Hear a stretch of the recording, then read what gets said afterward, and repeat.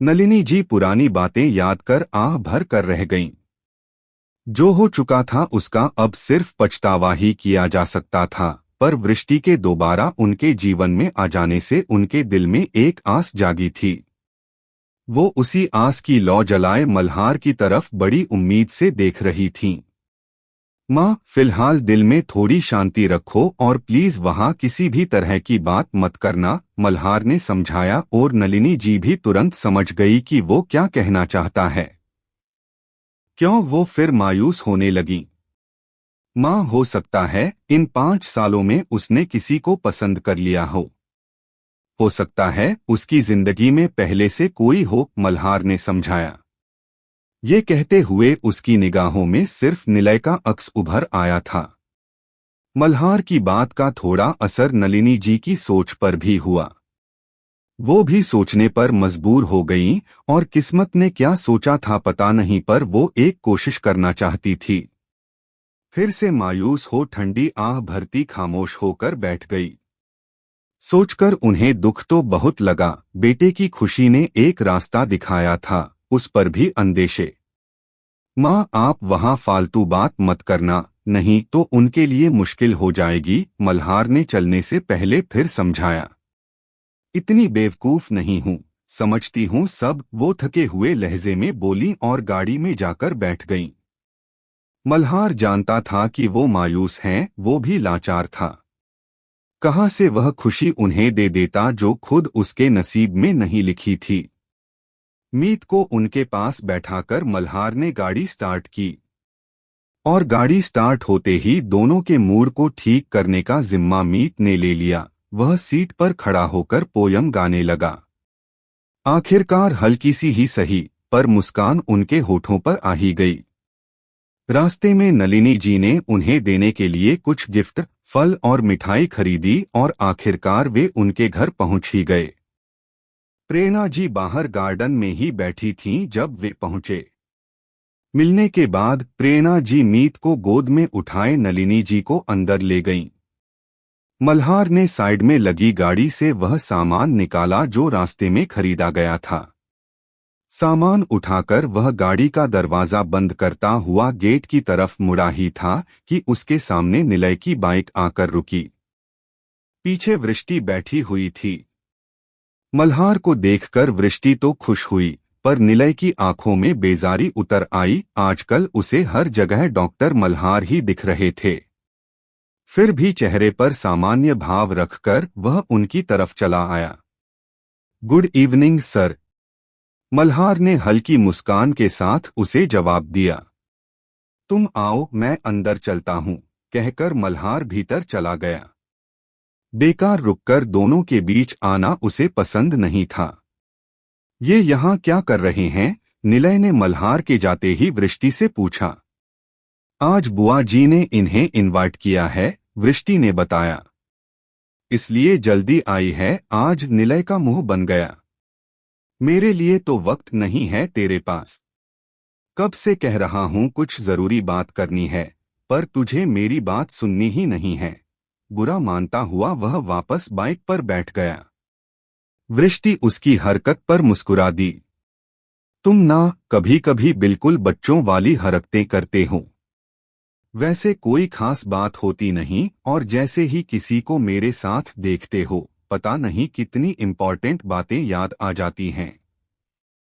अच्छा, तुझे लगता है मैं बहाने बना रहा हूं? वृष्टि ने हंसते हरे इनकार में सिर हिला दिया। निलय मुंह बनाता उसे देखने लगा। मुझे सच में तुझे कुछ बताना है, और मुझे लगता है जो भी तेरे करीब आता है वो तुझे मुझसे दूर ले जाएगा। निलय अब सच में बच्चों सा भावुक हो उठा था। यह देखकर वृष्टि की मुस्कान सिमट गई। पागल हो क्या?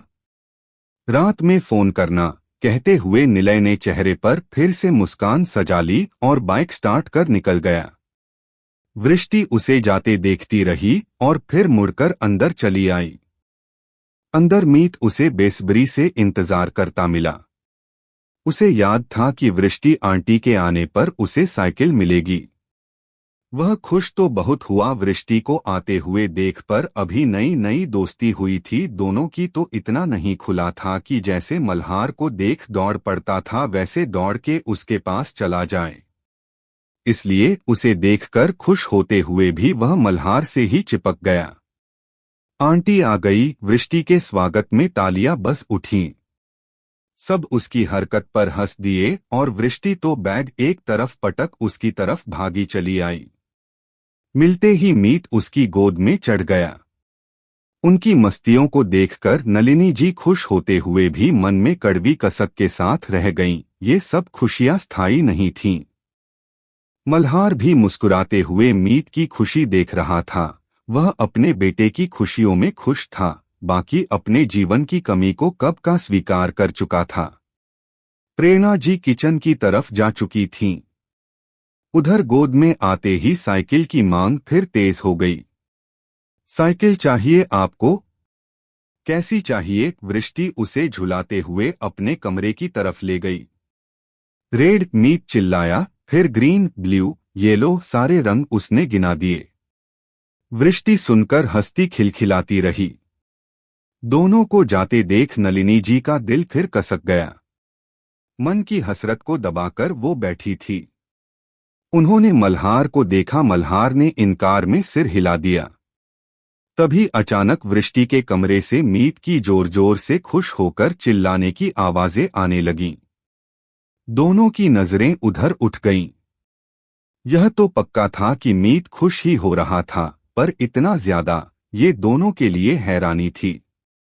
प्रेरणा जी हंसते हुए किचन से बाहर आईं। शायद उन्हें मीत की खुशी का राज पता था, जो कुछ ही पल में सबके सामने भी खुल गया।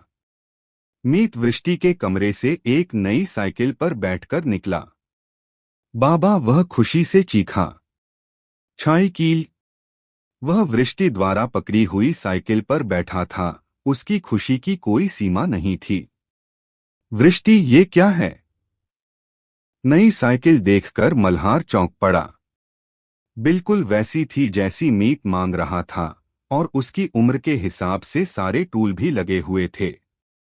मीत की नई साइकिल है, उसकी वृष्टि आंटी की तरफ से, वृष्टि ने मुस्कुराते हुए कहा।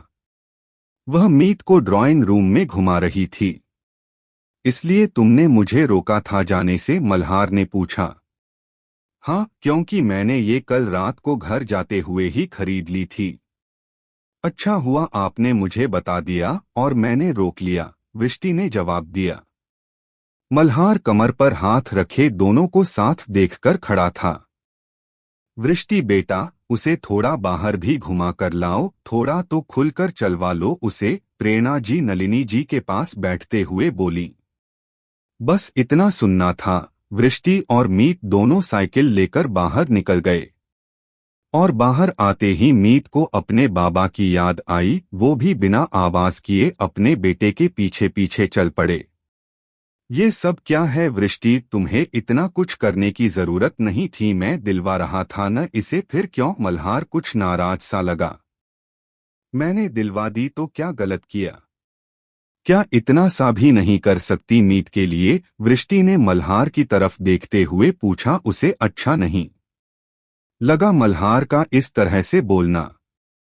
ऐसी बात नहीं वृष्टि, बच्चा है, इसे आदत पड़ जाएगी। मल्हार कहते हुए रुक गया, क्योंकि आगे कुछ कहता तो उसकी लाचारी वृष्टि के आगे खुल जाती।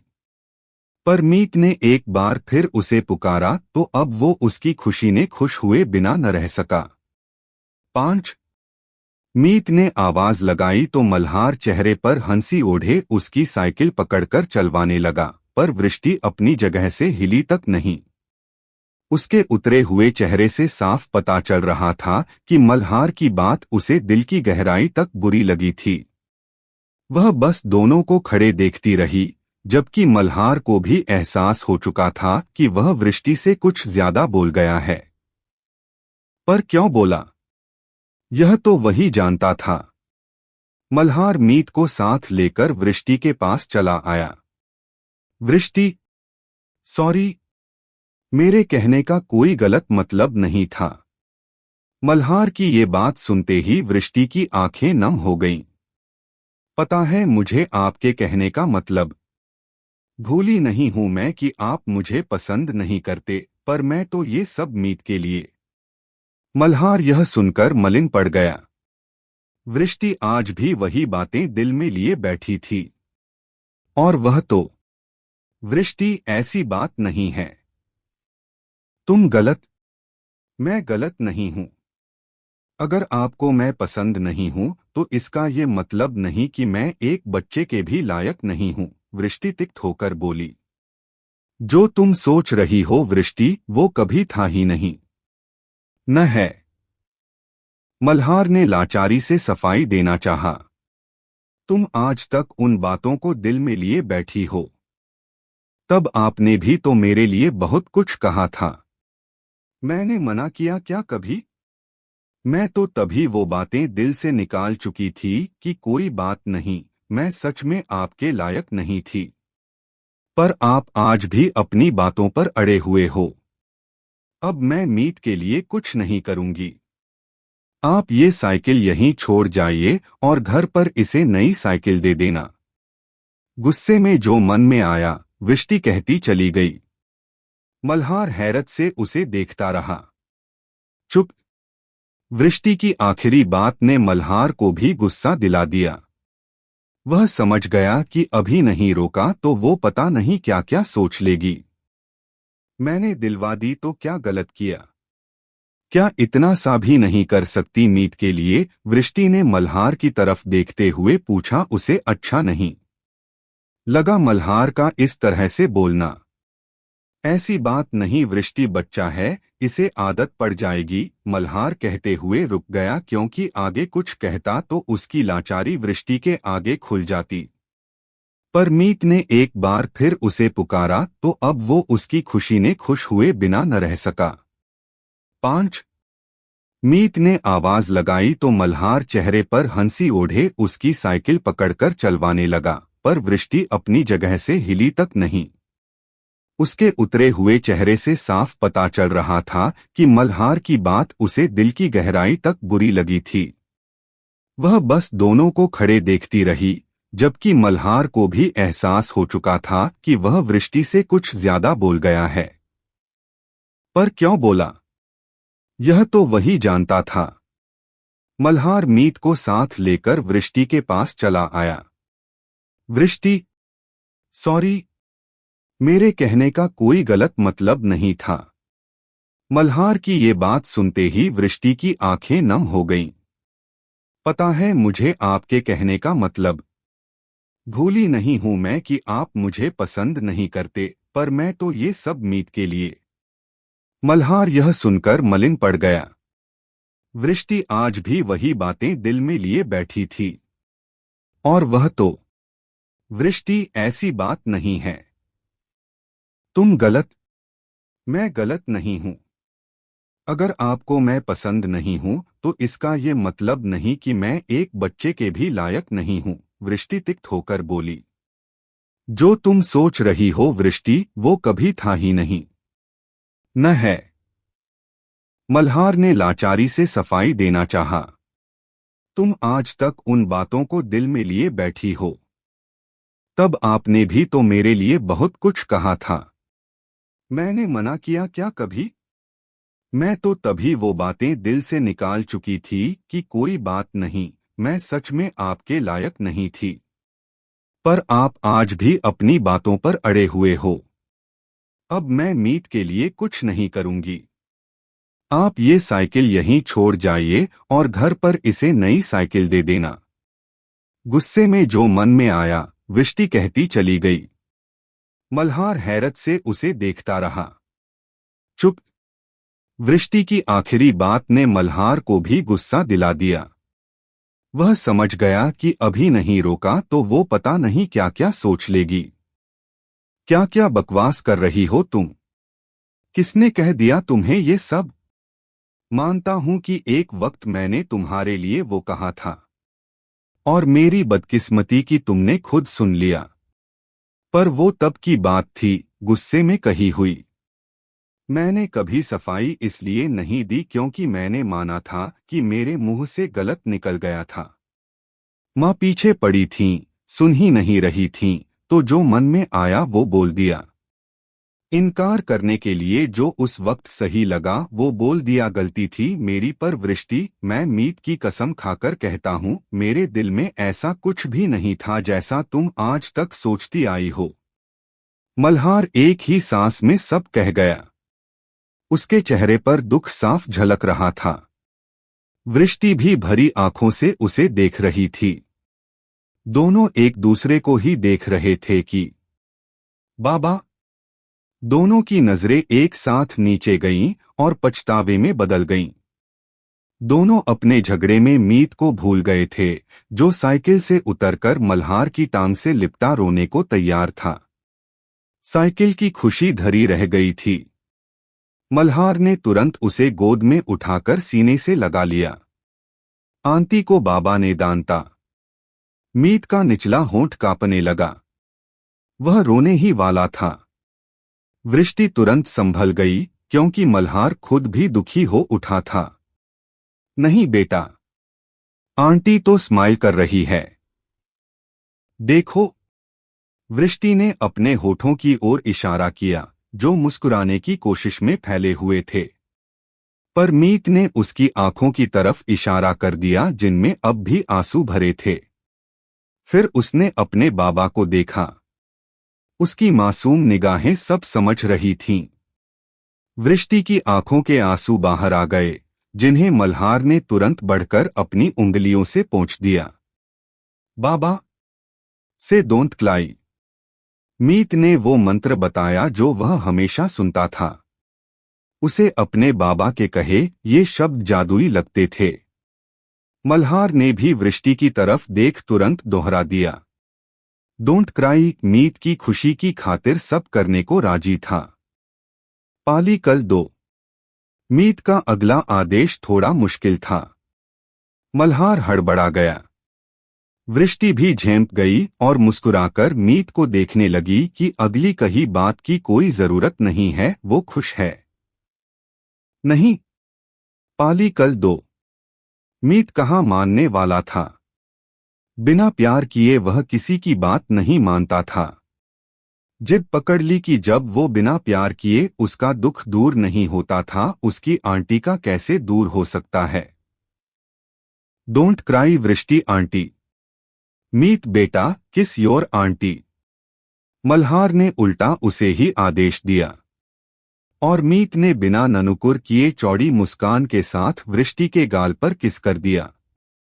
दूर होकर वह ताली बजाने लगा।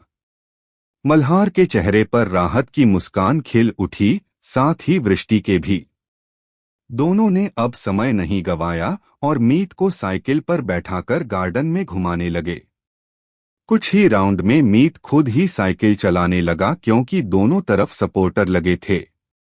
साइकिल को दौड़ते देख वृष्टि मल्हार के पास आकर खड़ी हुई।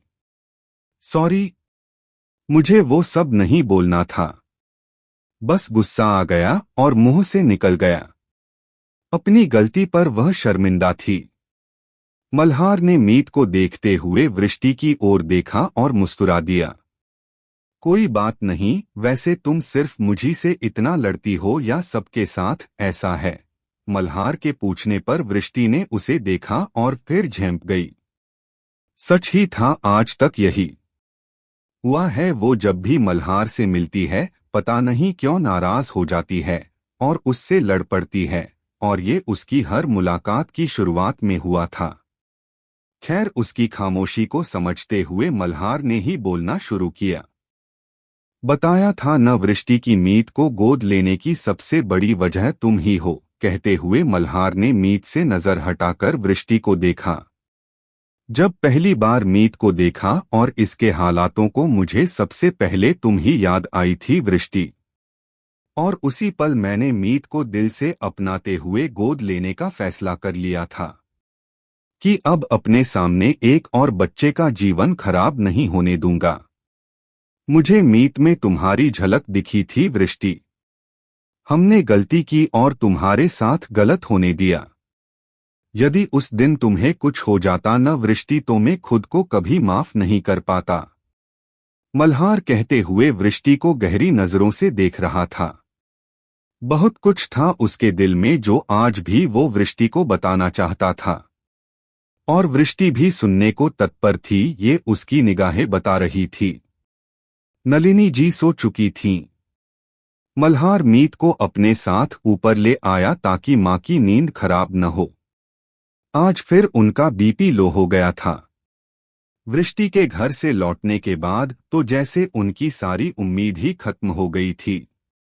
मल्हार उन्हें कई बार समझा समझाकर थक चुका था। ऐसा कुछ नहीं बचा था जो वह कहकर न देख चुका हो। पर नलिनी जी तो मानो दिल में न भरने वाला घाव लेकर जीने लगी थीं। मल्हार उन्हें वापस भेजने के बारे में सोचने लगा। कम से कम भाई भाभी और बच्चों के साथ रहकर वह खुश तो रहेंगी। छत पर टहलते हुए मल्हार ने मीत को गोद में उठाए उसका सिर अपने कंधे पर टिकाया हुआ था। वह नींद में खुद ब खुद गुनगुनाते हुए लगभग सो चुका था। मल्हार उसकी पीठ थपकते हुए गहरी सोच में डूब गया। अब बस यही सब रह गया था जीवन में। माँ की बेसब्री और उकताहट उसे भी बेचैन कर देती थी। उधर जैसे ही मीत नींद में गया, मल्हार के फोन की रिंग बज उठी।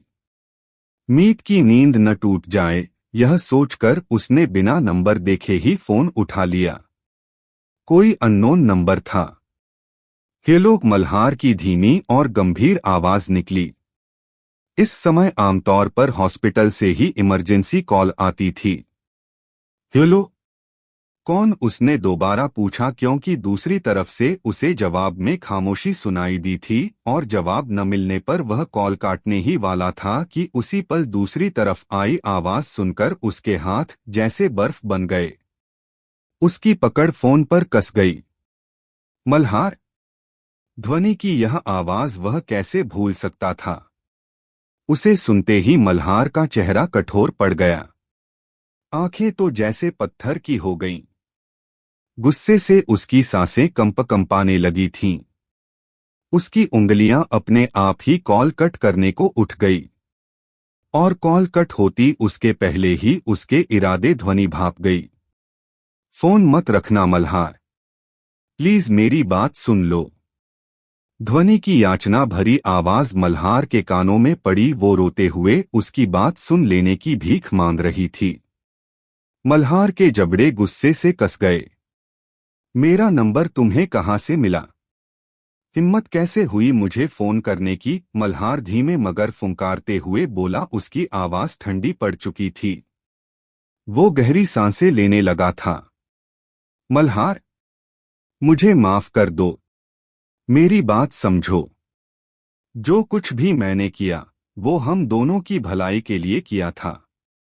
ध्वनि रोते हुए बोल रही थी। मुझे और मेरे परिवार को पूरे समाज में जलील करवाकर कौन सी भलाई समझ ली थी तुमने?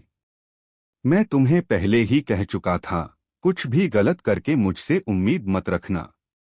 अब ये सारी बातें बेमानी हो चुकी हैं। दोबारा मुझे फोन मत करना। मल्हार की आवाज लगभग धमकी भरी थी। मल्हार, मैंने रिहांश से डिवोर्स ले लिया है। अब हम साथ रहेंगे। जो सपने हमने देखे थे उन्हें पूरा होने का वक्त आ गया है। बहुत मुश्किल से तुम्हारा नंबर ढूंढा है। मेरी पूरी बात सुन। डिवोर्स तुमने नहीं लिया, बल्कि रिहांश ने तुम्हें अपनी जिंदगी से निकालकर बाहर फेंक दिया है। मल्हार का गुस्सा उफान पर था। मुझे अब तुम्हारी शक्ल से भी नफरत है। ध्वनि हद से ज्यादा नफरत। अपनी भलाई चाहती हो तो दोबारा फोन मत करना, वरना मेरा सबसे बुरा रूप देखना पड़ेगा तुम्हें। गुस्से में वह इतना तेज बोल गया कि मीत की नींद टूट गई। वह कसमसाने लगा। बाबा! दूसरी तरफ ध्वनि ने बच्चे की आवाज सुनी तो डर के मारे कांप गई। मेरे बेटे की नींद खराब हो रही है। दोबारा फोन मत करना। तुमने शादी कर ली। ध्वनि की टूटती कांपती आवाज आई। कब? क्यों? वो चीख रही थी जैसे किसी ने उसका सब कुछ छीन लिया हो। और उसकी तड़पती हुई चीख को सुन बहुत समय बाद मल्हार के चेहरे पर सच्ची मुस्कान आई। उस मुस्कान में गहरा सुकून था। हाँ, मैंने शादी कर ली है। ध्वनि की तड़पती हुई आवाज आज उसे अपना बदला लग रही थी। ध्वनि के धोखे का बदला। वो बेहद सफाई से पहली बार बिना हिचक के झूठ बोल गया। मेरा बेटा 3 साल का है, ध्वनि। और तुम्हारी मेरी जिंदगी में कोई जगह नहीं। किससे शादी की है तुमने? उस वृष्टि से। ध्वनि नफरत में डूबी हुई थी, पर मल्हार के होठों पर तो मुस्कान थिरकने लगी थी। हाँ, उसी से की है। मल्हार की आवाज में एक ठोस आत्मविश्वास था और दिल में अजीब सा सुकून। ध्वनि रोते रोते नफरत भरी हंसी हंसने लगी। मुझे पता था। उस दिन ही तुम्हारी आंखों में उसके लिए मोहब्बत देख ली थी मैंने तुम्हें नहीं, तुमने मुझे धोखा दिया था, मल्हार। हाँ, करने लगा था उससे मोहब्बत। और आज भी करता हूं, क्योंकि उसके साथ मैंने वो महसूस किया जो तुम्हारे साथ 4 साल में भी कभी नहीं कर पाया। जो लगाव 4 दिनों में वृष्टि के साथ महसूस किया, वो तुमसे कभी नहीं हुआ। फिर भी मैंने तुम्हारा साथ नहीं छोड़ा था। ध्वनि, तुम अच्छी तरह जानती हो कि धोखा किसने दिया। और अब ये सब कोई मायने नहीं रखता। मैं अपनी जिंदगी में आगे बढ़ चुका हूं। दोबारा कभी गलती से भी कॉल मत करना। मल्हार ने बिना एक पल गवाए कॉल काट दी। दूसरी तरफ उसे रोकने की आवाजें आती रहीं, जिन्हें उसने पूरी तरह अनसुना कर दिया। पर फोन रखते ही मल्हार का चेहरा दर्द से सिकुड़ने लगा था। तड़पते हुए उसने गहरी सांस लेना शुरू किया और उसका चेहरे ऊपर उठ गया खुले आसमान की तरफ। मन के रहा था कि वो चीख चीख के रो पड़े, पर किस जन्म के पाप थे जो वो भोग रहा था। मल्हार की आंखों से आंसू निकलकर गालों पर लुढ़क आए। उसने अपनी आंखें कसकर भींच ली। किसे कहे वो अपना दर्द। ध्वनि के उसके जीवन में होते हुए भी उसे प्यार हुआ था वृष्टि से, ये सच उसने कबूला था। वो भी ध्वनि के सामने आज पहली बार। हाँ, आज उसने जो भी कहा वो सब सच कहा था। जिस एहसास के पछतावे पर वो रातों जगा था, पहले ध्वनि को धोखा देने का पछतावा, फिर जब ध्वनि की असलियत उसके आगे आई। मल्हार अपने गलत डिसीजन के लिए पछताया और आज तक पछता रहा था कि क्यों उसने जज्बातों के बहकावे में आकर ध्वनि को चुना जबकि वो उसे प्यार ही नहीं करता था। क्यों उसने वृष्टि के लिए मना किया जिसकी कसक आज तक उसके दिल को साल रही है। बरसात की वो शाम आज भी उस याद थी जब उसने वृष्टि को बस स्टॉप पर बैठे हुए देखा था। उसे पहली बार अपनी धड़कन रुकती सी महसूस हुई थी, जो कभी बेहद खूबसूरत ध्वनि को देखकर नहीं बिखरी थी। क्या था उस साधारण सी लड़की में? वो खुद को रोक नहीं पाया उसके पास जाने से, उसकी परवाह करने से। वो हैरान होने लगा था जिस लड़की के लिए उसने दिल खोलकर बुराई की और फिर शादी से इनकार कर दिया, वो लड़की अचानक उसके दिल में उतरने लगी थी। उसके बाद एक रात नहीं बीती होगी जब वो चैन से सोया हो। आज भी उसके दिल में वृष्टि का वो अक्स उतरा हुआ है। एक तड़पती हुई आह मल्हार के दिल से निकली थी।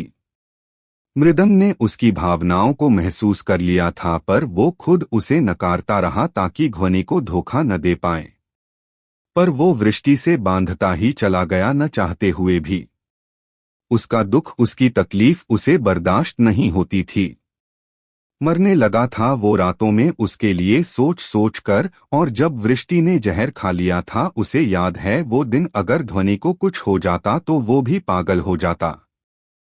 मल्हार ने बिना एक पल गवाए कॉल काट दी। दूसरी तरफ उसे रोकने की आवाजें आती रहीं, जिन्हें उसने पूरी तरह अनसुना कर दिया। पर फोन रखते ही मल्हार का चेहरा दर्द से सिकुड़ने लगा था। तड़पते हुए उसने गहरी सांस लेना शुरू किया और उसका चेहरे ऊपर उठ गया खुले आसमान की तरफ। मन के रहा था कि वो चीख चीख के रो पड़े, पर किस जन्म के पाप थे जो वो भोग रहा था। मल्हार की आंखों से आंसू निकलकर गालों पर लुढ़क आए। उसने अपनी आंखें कसकर भींच ली। किसे कहे वो अपना दर्द। ध्वनि के उसके जीवन में होते हुए भी उसे प्यार हुआ था वृष्टि से, ये सच उसने कबूला था, वो भी ध्वनि के सामने आज पहली बार। हाँ, आज उसने जो भी कहा वो सब सच कहा था। जिस एहसास के पछतावे पर वो रातों जगा था, पहले ध्वनि को धोखा देने का पछतावा, फिर जब ध्वनि की असलियत उसके आगे आई, मल्हार अपने गलत डिसीजन के लिए पछताया और आज तक पछता रहा था कि क्यों उसने जज्बातों के बहकावे में आकर ध्वनि को चुना जबकि वो उसे प्यार ही नहीं करता था। क्यों उसने वृष्टि के लिए मना किया जिसकी कसक आज तक उसके दिल को साल रही है।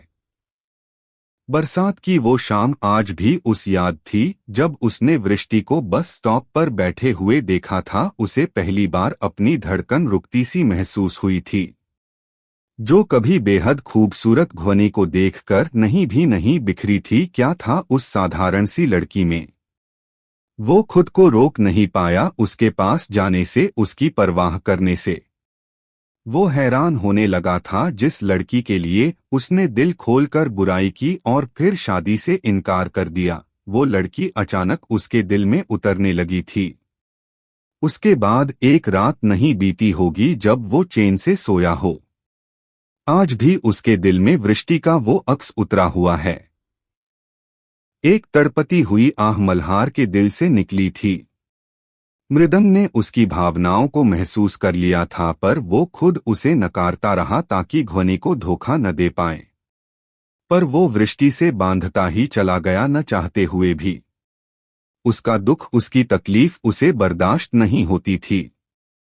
मरने लगा था वो रातों में उसके लिए सोच सोच कर, और जब वृष्टि ने जहर खा लिया था उसे याद है वो दिन, अगर ध्वनि को कुछ हो जाता तो वो भी पागल हो जाता। मल्हार में कमरे में आकर मीत को बेड पर लेटाया और खुद का माथा पकड़कर बैठ गया। वृष्टि उसके सामने थी तक बार फिर से, और इस बार भी उसे वही यातना झेलनी पड़ेगी। मल्हार तड़पता हुआ मीत की बगल में लेट गया। आईने के सामने खड़ा मल्हार खुद को देख रहा था। कल रात वह ध्वनि के सामने बेनकाब हो चुका था, लेकिन अब उसके दिल में उतनी बेचैनी नहीं रह गई थी। वो खुश था अपना सच कबूल करके, वो भी ध्वनि के सामने।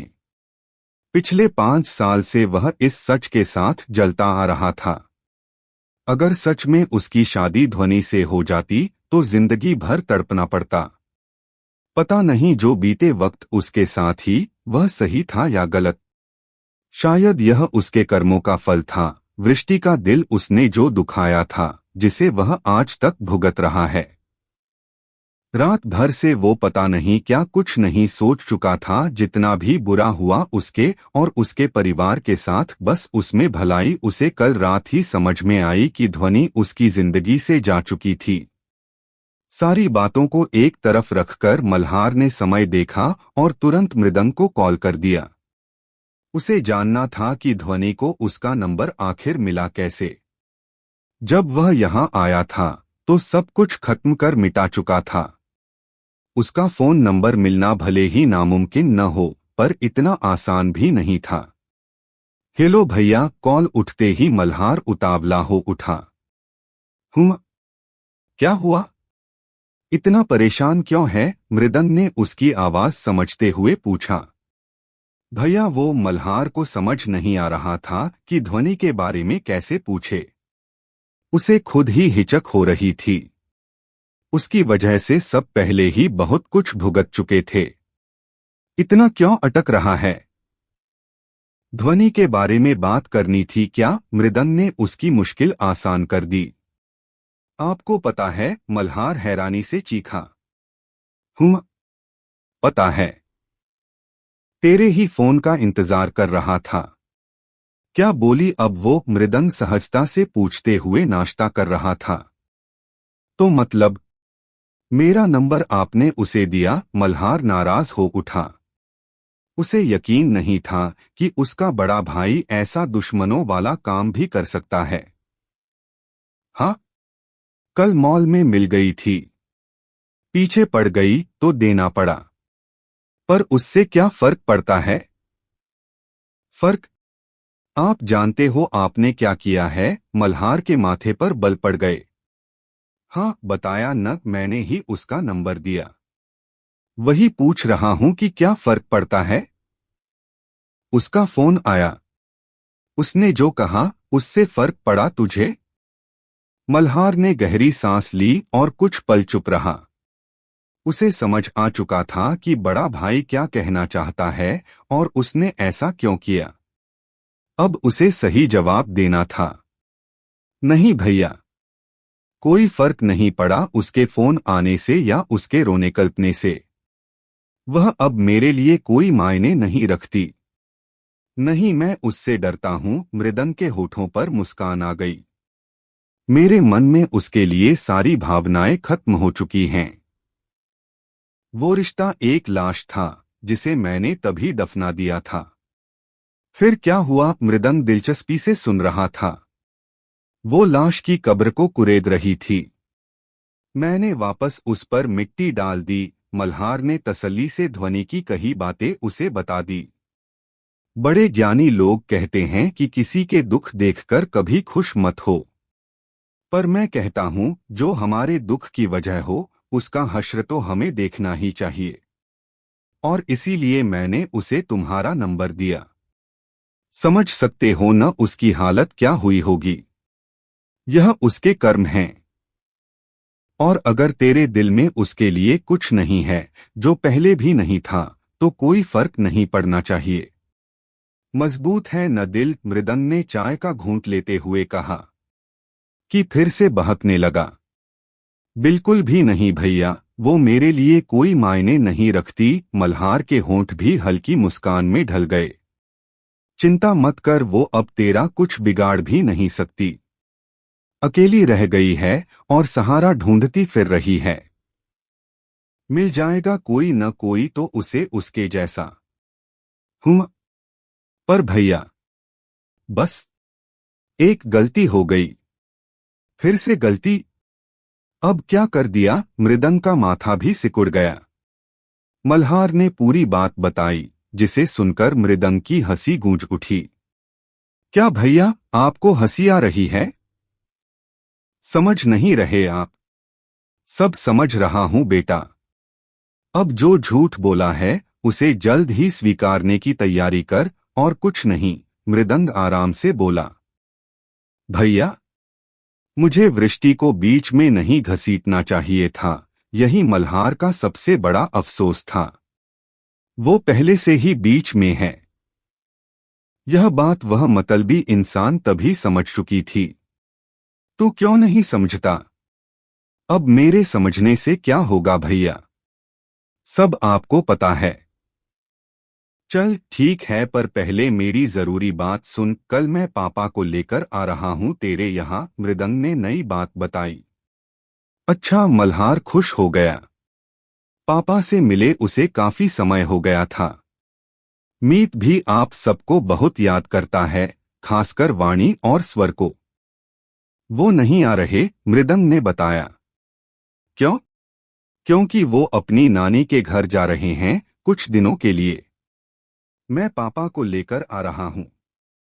वो तुझे बहुत याद करते हैं और कुछ दिन तेरे साथ रहना चाहते हैं। ठीक है, मुझे कॉल कर देना। मैं लेने आ जाऊंगा।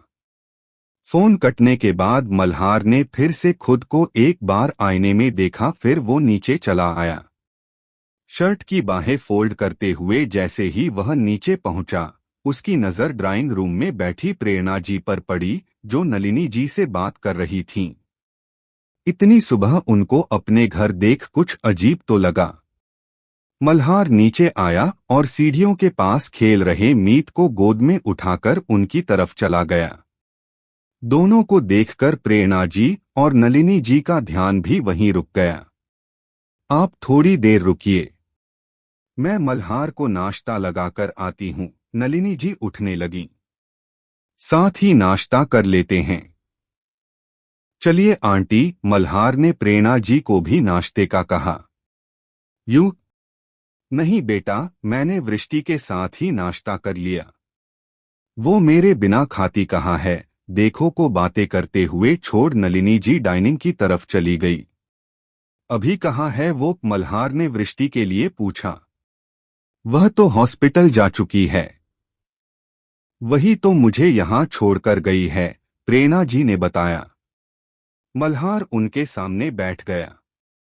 आज वह थोड़ी परेशान लग रही थीं।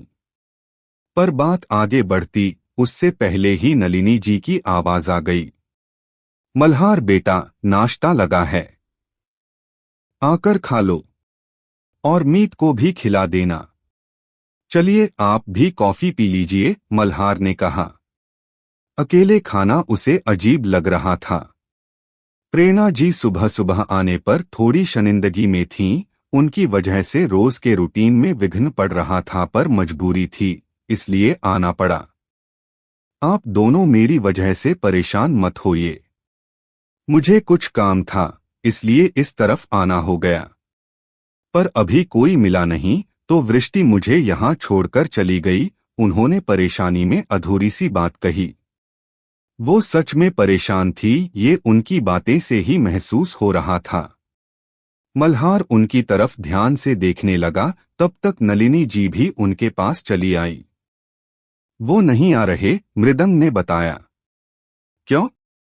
क्योंकि वो अपनी नानी के घर जा रहे हैं कुछ दिनों के लिए। मैं पापा को लेकर आ रहा हूँ। वो तुझे बहुत याद करते हैं और कुछ दिन तेरे साथ रहना चाहते हैं। ठीक है, मुझे कॉल कर देना, मैं लेने आ जाऊंगा। फोन कटने के बाद मल्हार ने फिर से खुद को एक बार आईने में देखा, फिर वो नीचे चला आया। शर्ट की बाहें फोल्ड करते हुए जैसे ही वह नीचे पहुंचा, उसकी नजर ड्राइंग रूम में बैठी प्रेरणा जी पर पड़ी, जो नलिनी जी से बात कर रही थीं। इतनी सुबह उनको अपने घर देख कुछ अजीब तो लगा। मल्हार नीचे आया और सीढ़ियों के पास खेल रहे मीत को गोद में उठाकर उनकी तरफ चला गया। दोनों को देखकर प्रेरणा जी और नलिनी जी का ध्यान भी वहीं रुक गया। आप थोड़ी देर रुकिए, मैं मल्हार को नाश्ता लगाकर आती हूँ, नलिनी जी उठने लगी। साथ ही नाश्ता कर लेते हैं। चलिए आंटी, मल्हार ने प्रेरणा जी को भी नाश्ते का कहा। यूं? नहीं बेटा, मैंने वृष्टि के साथ ही नाश्ता कर लिया। वो मेरे बिना खाती कहाँ है, देखो को बातें करते हुए छोड़ नलिनी जी डाइनिंग की तरफ चली गई। अभी कहाँ है वो, मल्हार ने वृष्टि के लिए पूछा। वह तो हॉस्पिटल जा चुकी है। वही तो मुझे यहाँ छोड़कर गई है, प्रेरणा जी ने बताया। मल्हार उनके सामने बैठ गया। आज वह थोड़ी परेशान लग रही थीं। पर बात आगे बढ़ती उससे पहले ही नलिनी जी की आवाज आ गई। मल्हार बेटा, नाश्ता लगा है, आकर खा लो, और मीत को भी खिला देना। चलिए आप भी कॉफी पी लीजिए, मल्हार ने कहा। अकेले खाना उसे अजीब लग रहा था।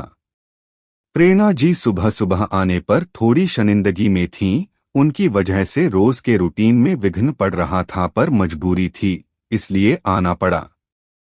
आप दोनों मेरी वजह से परेशान मत होइए। मुझे कुछ काम था इसलिए इस तरफ आना हो गया। पर अभी कोई मिला नहीं तो वृष्टि मुझे यहाँ छोड़कर चली गई, उन्होंने परेशानी में अधूरी सी बात कही। वो सच में परेशान थी, ये उनकी बातें से ही महसूस हो रहा था। मल्हार उनकी तरफ ध्यान से देखने लगा, तब तक नलिनी जी भी उनके पास चली आई। हुआ क्या है? कहाँ आई थीं आप? किससे मिलना था? मल्हार समझ चुका था कि वो काफी परेशान हैं।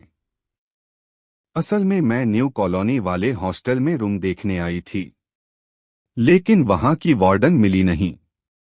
वो किसी काम से बाहर गई थीं। उन्होंने 2 घंटे बाद आने को कहा, इसलिए तब तक मैं यहीं आ गई। हॉस्टल पर क्यों? किसके लिए? मल्हार ने हैरानी से पूछा। सवाल सुनते ही प्रेरणा जी के चेहरे पर परेशानी और गहराई से उभर आई। वृष्टि के लिए, उन्होंने बताया, जिसे सुन इस बार नलिनी जी भी हैरान थी। पर क्यों घर के होते हुए भी हॉस्टल क्यों देख रही है आप उसके लिए? मुझे अमेरिका जाना है। रैनी के बिजनेस में बहुत बड़ी प्रॉब्लम आ गई है। तानिया भी प्रेग्नेंट है, 3 महीने की प्रेगनेंसी है उसे।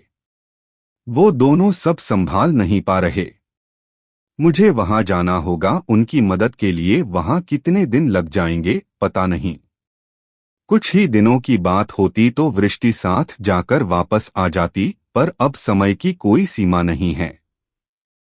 इसलिए सोचा कि वृष्टि को किसी अच्छे हॉस्टल में शिफ्ट करवा दूं। अकेले घर में रहना सेफ नहीं है। प्रेरणा जी की बात सुनकर नलिनी जी और मल्हार दोनों सोच में पड़ गए। समस्या वाकई गंभीर थी। मल्हार कुछ कहना चाहता था पर रुक गया।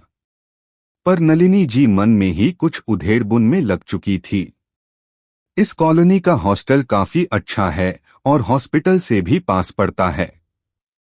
आपको कब निकलना है? मल्हार ने पूछा और फिर नलिनी जी की ओर देखा।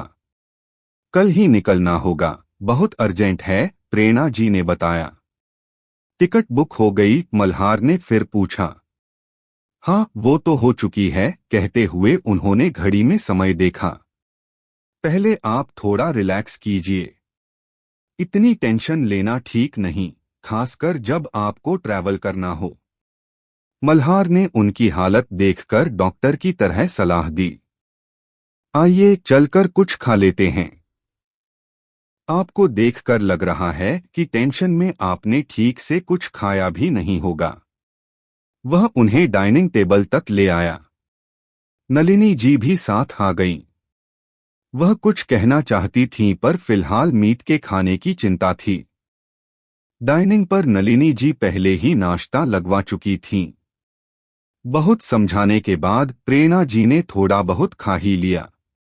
खाने के दौरान मीत के अलावा किसी की आवाज नहीं आई।